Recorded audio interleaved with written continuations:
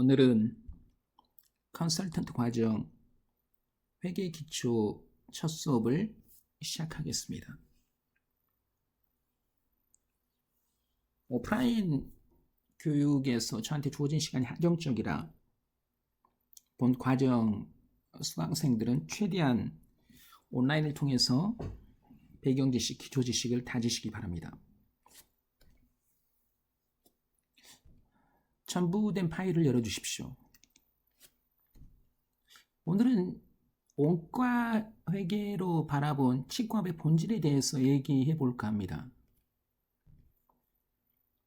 시트가 넷이죠. 원가 내역, 손익 내역, 비용 내역, 비용 종류입니다.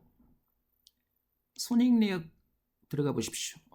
이 자료는 통계청에서 제공하는 자료를 제가 가공을 해서 피버팅한 보고서입니다.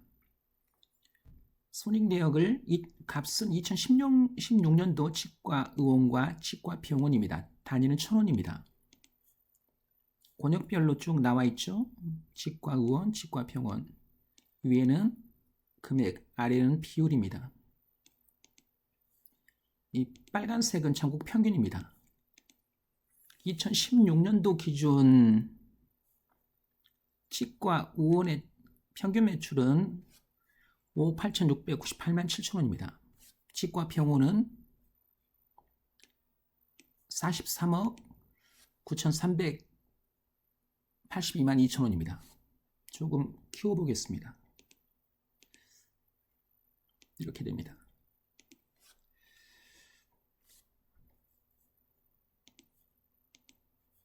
비율은 보겠습니다. 매출을 100%로 볼 때 영업비용이 64%, 따라서 영업이익은 36%입니다. 치과의원은 이렇고, 치과병원은 매출액을 100%로 봤을 때 비용이 77.8%, 영업이익이 22.2%입니다. 여기 세전이익과 영업이익이 동일하죠. 치과의원, 치과병원. 이 영업이익까지만 데이터가 주어졌기 때문에 세후이익을 추정하려면 세전이익과 소득세를 추정을 해야겠죠. 이건 제가 임의로 추정을 한 겁니다.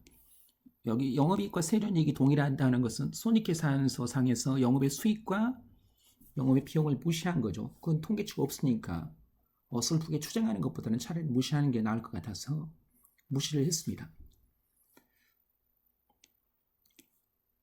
소득세 등은 소득세 및 지방소득세를 합한 거죠. 치과의원이 약 6,700만 원, 치과병원이 약 3억 8,500만 원입니다. 세전이익에서 소득세 등을 빼면 세후이익, 최종적으로 사업자한테 기속이 되는 이익이 나옵니다. 치과의원은 1억 4,438만 1천원, 치과병원은 5억 8,803만 1천원입니다. 얘를 12로 나누면 올 순이익이 나오겠죠. 치과 의원은 1,200만 원, 치과 병원은 4억 9천원입니다. 즉 치과 개원은 월 네트로 1,200만 원을 버는 사업자라고 보시면 됩니다. 치과 병원장은 월 4,900만 원을 버는 사업자라고 볼 수 있겠죠. 상당히 차이가 큽니다. 이익률은 보겠습니다. 이익률은 세전이익률 차이, 영업이익률, 세전이익률 동일하죠. 영업이익률 차이가 몇 프로죠? 치과 의원이 치과 병원보다 높죠. 약 13.9% 차이가 벌어집니다. 당기순이익률은 약 11.2% 차이가 벌어집니다. 금액은 이익을 봤을 때 중요한 건 이익지표죠. 이익을 봤을 때 금액은 치과 병원이 치과 의원보다 높습니다. 비율은 어떻습니까? 치과 의원이 치과 병원보다 높죠. 이 두 개 성과지표가 제일 중요한 성과지표인 이익지표가 금액과 비율이 서로 지금 충돌합니다. 비용 내역 들어가 보십시오. 이 차이가 벌어지는 가장 큰 원인은 인건비 차이입니다. 2016년도 사업소당 치과 의원의 인건 비율 평균입니다. 치과 의원, 치과 병원을 볼까요? 치과 의원의 인건 비율은 25%입니다. 치과 병원은 38%입니다. 차이가 얼마 벌어지죠? 약 13.3% 인건 비율이 치과 병원이 치과 의원보다 월등하게 높습니다. 약 13.3%입니다. 이 차이가 그대로 지금 세전 이익률의 차이인 거죠. 치과 병원과 치과 의원이 치과 병원이 치과 의원보다 영업이익률이 떨어지는 이유는 인건 비율 차이 때문에 그렇습니다. 이건 당연히 페이닥터 인건비겠죠. 치과 의원은 페이닥터가 거의 없죠. 약 1.2명입니다. 즉 5개 사업장 중에서 4개 사업장은 대표원장 1명 체제고 5개 중에 3개 사업장이 페이닥터가 있다는 얘기죠. 페이닥터 즉 의사 사업장이 근속하는 평균은 어떤 의사가 1.2명이라는 의미는 그렇죠. 치과 병원은 치과 의원과 달리 페이닥터가 많죠. 물론 지분 파트너 대표원장이 여러 명인 공동개원의 형태도 있을 거고 대표원장 한 명이 100% 지분을 가지고 페이닥터를 고용한 그런 사업장도 있을 겁니다. 그 데이터는 제가 정확히 아직 뽑아보지는 못했습니다. 치과 의원과 치과 병원은 이익이 차이가 벌어지죠. 그리고 비율도 차이가 벌어지는데 이 금액지표와 이익지표가 서로 지금 충돌하고 있습니다. 비용 종류를 들어가 보십시오. 우리가 이제 비용은 고정비하고 변동비로 볼 수 있죠. 대표적인 변동비는 기공료, 대표적인 고정비는 임차료입니다. 매출이 변동되면 매출에 연동되어 더불어 비례해서 증감하는 비용을 우리는 변동비라고 부릅니다. 그렇지 않은 비용, 매출의 증감에 관계없이 일정 금액이 유지되는 비용을 우리는 고정비라고 부르죠. 아래 차트를 봐보십시오. 매출액이 이렇게 증감하고 있죠. 2014, 2018 증감을 하고 있습니다. 전년 대비 상승하거나 하락하죠. 기공료도 동일한 패턴을 보입니다. 임차료는 그렇지 않죠. 매출의 증감에 관계없이 일정한 금액인 거죠. 이게 고정비하고 변동비 차이입니다. 제가 손익분기점 분석에서 상세한 그 비용 분석, 비용 종류에 대해서는 별도로 다룰 겁니다. 일단 오늘은 비용은 고정비하고 변동비가 있고 대표적인 변동비가 기공료고 대표적인 변동비가 임차료다. 그리고 변동비는 매출의 증감에 비례해서 증감한다. 고정비는 그렇지 않다. 이 정도만 알아주십시오. 원가 내역 들어가 보십시오. 우리 원가 회계 관점에서 치과업의 본질에 대해서 한번 논해 보시죠. 매출액, 영업이익, 세전이익, 세후이익 이렇게 나와 있습니다. 금액과 비율입니다. 두 개의 성과지표를 보겠습니다. 치과의원, 치과병원, 치과의원, 치과병원을 각각 금액과 비율로 비교를 해볼게요. 보십시오. 단기 순이익은 치과병원이 치과의원에 비해서 월등하게 높죠. 그런데 이익률은 어떻습니까? 치과의원이 치과병원보다 높죠. 두 개의 성과지표가 서로 지금 방향이 반대죠. 이 차이는 인건 비율의 차이에 기인한다고 했습니다. 치과병원과 치과의원의 변동비를 봐볼게요. 변동비는 기공료 재료비, 순변동비, 인건비는 준변동비, 준고정비. 즉 변동비와 고정비적 속성을 다 가지고 있는데 여기서는 그 상세한 내용은 다루지 않겠습니다. 그리고 인건비에서 파생되는 간접 인건비가 있죠. 4대 보험입니다. 4대 보험이나 10대겠죠. 쭉 봐보십시오.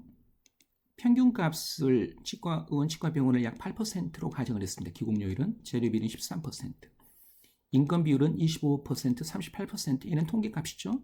얘는 추정치입니다. 기공료율과 재료비율은. 4대 보험 등은 파생 인건비는 인건비의 약 15%로 제가 가정을 했습니다. 그럼 4%, 6% 합계 치과의원은 50%, 치과병원은 65%입니다. 변동비가 압도적으로 높은 업종이죠. 치과 의원은.